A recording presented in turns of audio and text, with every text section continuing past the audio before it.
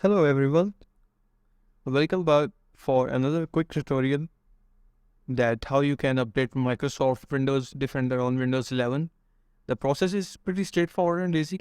You can click on search and you have to type Windows security. Click on it. Now slide to virus and threat protection in the left side. Now scroll down to underneath virus and protection updates. You can check when your security and intelligence was last updated. Click on the protection updates and check for updates.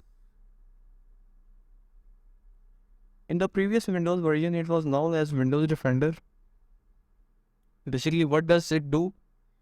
It is an anti-spyware program built to fight unauthorized access and protect Windows computers from unwanted software. While checking for updates, make sure that you have a stable internet connection. So, security intelligence is up to date. So that's a pretty straightforward and easy process.